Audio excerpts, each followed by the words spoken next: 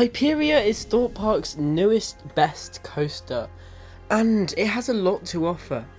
But in the past few weeks, Hyperia is starting to get a reputation of having a bit of a rattle. So let's look into this.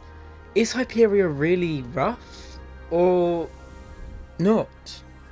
So, talking about the experience from start to finish, obviously the first part of the ride is just that outer bank out the station. That's completely smooth on whatever train you're on, whatever you're doing, whatever row. No problems there. You go up the lift hill, that's all good. So the first drop on both trains is absolutely fine. You get so much ejector airtime, completely smooth, whipped through that first turnaround and down into the valley of the drop. Now, this is a part that can be rough.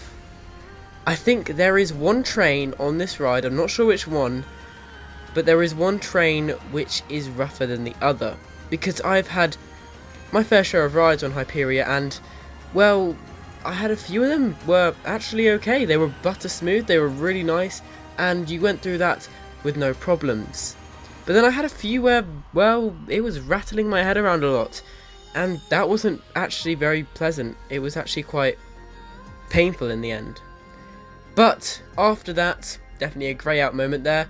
The rest over the top is all good, all smooth on both trains, and back into another valley where you actually have another rough moment. What I found is on one of the trains of this ride, you find that every valley, it shakes around a lot. You have a very significant rattle. It's not something that goes unnoticed, it's very noticeable, and one of the times I did come off Hyperia with a bit of a headache because of it. And, well, for a new ride, that isn't very good. But then again, if you get the right train, there is absolutely no rattle whatsoever, and it's glass smooth throughout the whole thing. So I'm really not sure what's happened to one of those trains, but there is definitely a significant rattle on one of them. In every single valley you find the train violently vibrates, and it's not very comfortable, but luckily there is no over the shoulder, so there's no head banging there. I find that the further back you go, the more the rattle is more significant on that one train, and the further forward you are, it's definitely much smoother. So I think the problem with Hyperia, there might have been one train that's been sitting in the maintenance bay or the station or whatever for lots of time, and the wheels haven't fully warmed up compared to the other train. So that is probably why one of them is smoother than the other, and one of them has quite a significant rattle to it.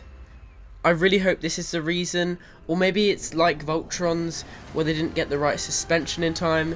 Maybe that's just the problem, because I really hope so, because, you know, we want everyone to have a comfortable experience on this ride and not some to have a better one than others, because, well, some people might only get one ride in a day, and if they get the rough train, then that's not a good experience. I know someone who went on Hyperia and they said that they came off with a headache, so that is, for a Mack coaster, that's quite surprising. But there is one train that is super smooth. So the answer to that question is yes.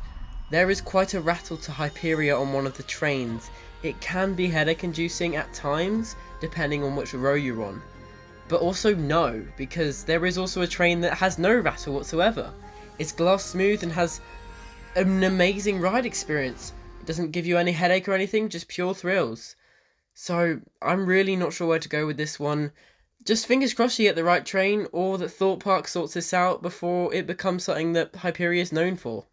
So that was the answer to the question, is Hyperia rough? I really hope you enjoyed this video. You can subscribe up there. There is another down there. Really hope you enjoyed, and I'll see you all next time. Bye. Port Ventura vlog coming soon, guys.